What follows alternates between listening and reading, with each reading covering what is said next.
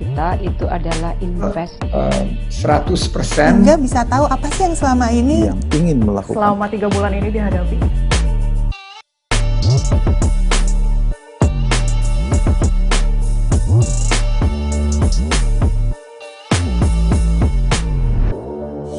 Apabila situasi menjadi begitu tanda petik ekstrim ya, di mana secara signifikan ada varian tertentu yang mendominasi dan terbukti efikasi vaksin-vaksin itu turun drastis ya atau secara signifikan.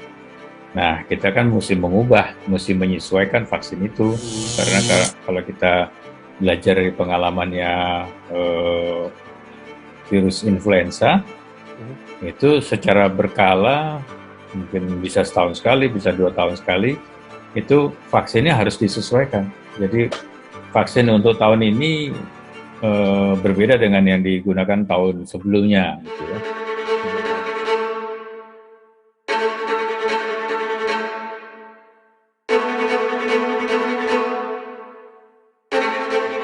Prof, mohon izin yang juga menarik dan sepertinya juga jadi pembahasan publik juga baru-baru ini adalah berkaitan dengan varian baru begitu. Ada Mu, ada Lambda juga, ada C12. Tadi sempat disinggung berkaitan dengan tantangan barunya ini gimana caranya begitu karena terus bermutasi.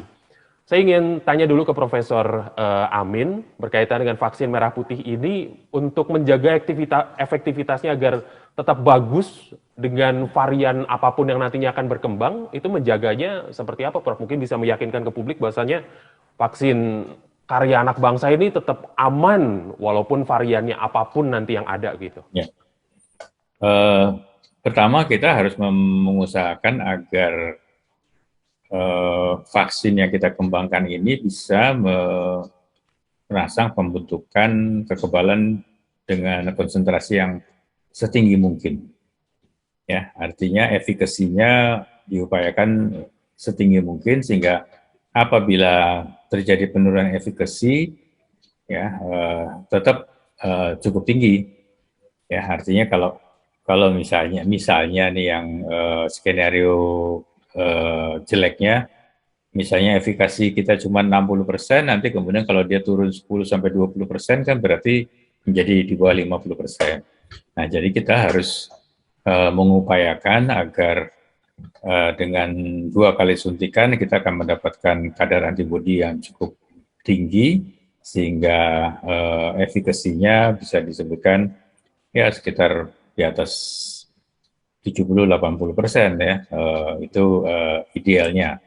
Ya, sekali lagi walaupun ada penurunan tetap bisa efektif.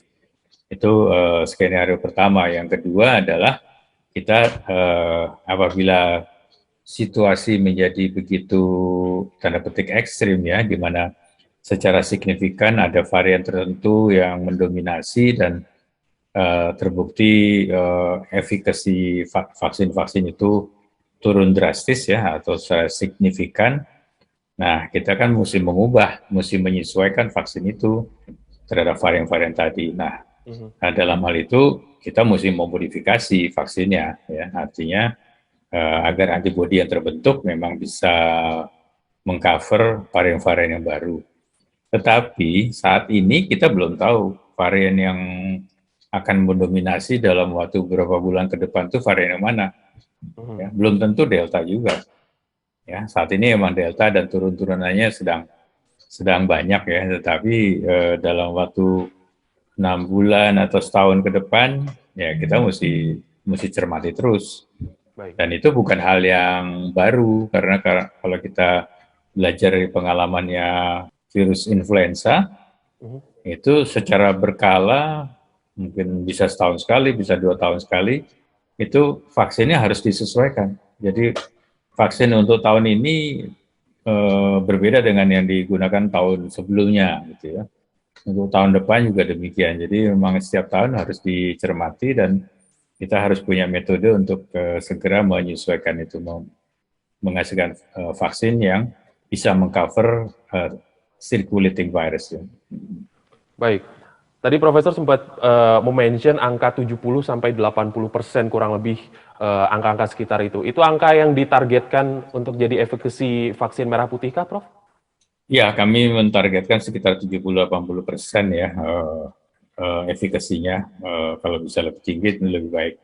Ya, jadi memang ada beberapa upaya yang akan dihasilkan. Kami bisa